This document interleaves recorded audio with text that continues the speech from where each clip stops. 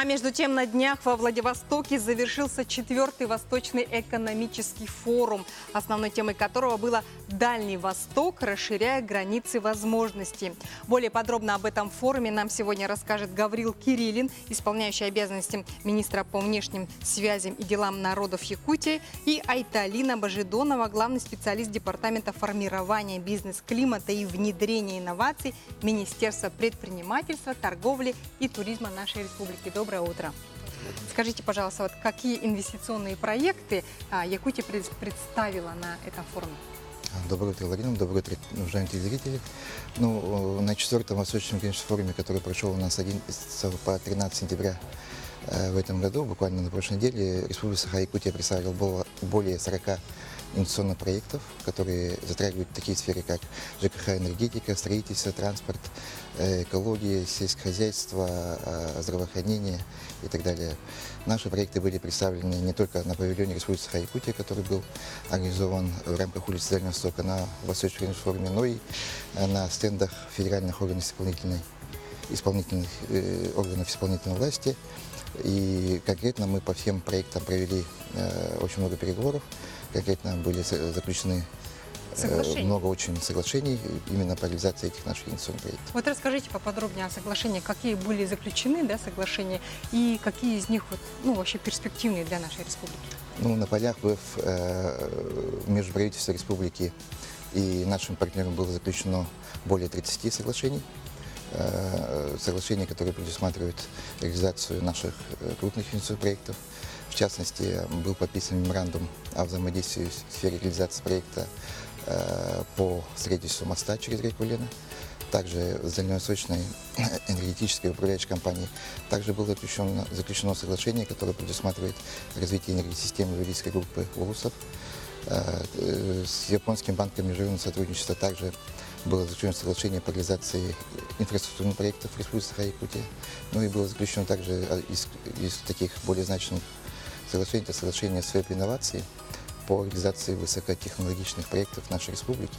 А вообще все наши соглашения предусматривают участие наших партнеров в проектах с потенциальным эффектом более 100 миллиардов рублей. Поэтому в этом плане мы считаем, что очень результативно прошла работа в рамках Восточного. Вы упомянули строительство моста через Лену. Когда нам ожидать? Всех, наверное, жителей Якутии беспокоит этот вопрос. Да, вопрос действительно беспокоит, наверное, каждый житель нашей республики. Но мы уверены, что мост будет построен.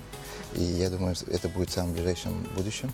В данное время ведутся переговоры с потенциальными партнерами. Не только мы хотим работать не только с китайскими, с японскими, но мы готовы и открыто изучаем возможности взаимодействия с другими партнерами, в том числе у нас в России. И поэтому я думаю, что в ближайшее время при нашей жизни мы все-таки этот мост увидим. Да.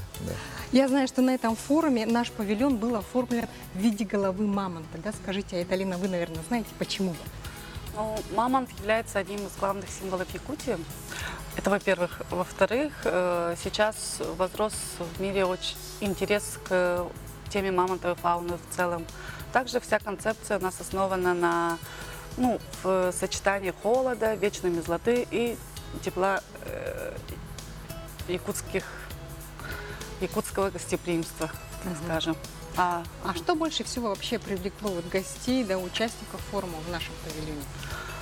Если взять в целом павильон, внешний вид, то это, конечно же, бивни, которые были разрисованы вручную и сделаны по эскизу якутской художницы Кайданы Игнатьевой.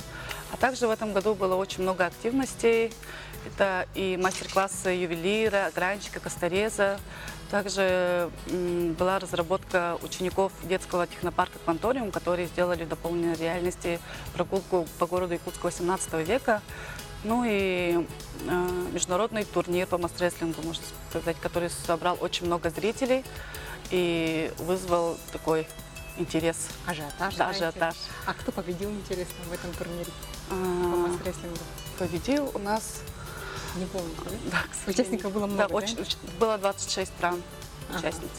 Что ж, огромное спасибо за интересную, полезную информацию. Приходите к нам еще. Дорогие друзья, сейчас мы уходим на короткую рекламную паузу, а позже я передаю слово своим коллегам Ольге Пуховой и Алексею Лукину. С вами мы увидимся после их блока в 8:30 утра. Не переключайтесь. Ну и, конечно же, не забывайте, что мы для вас всегда работаем в прямом эфире. Отправляйте смело свои WhatsApp-сообщения на наш WhatsApp номер, и мы их с удовольствием зачитаем в нашем эфире.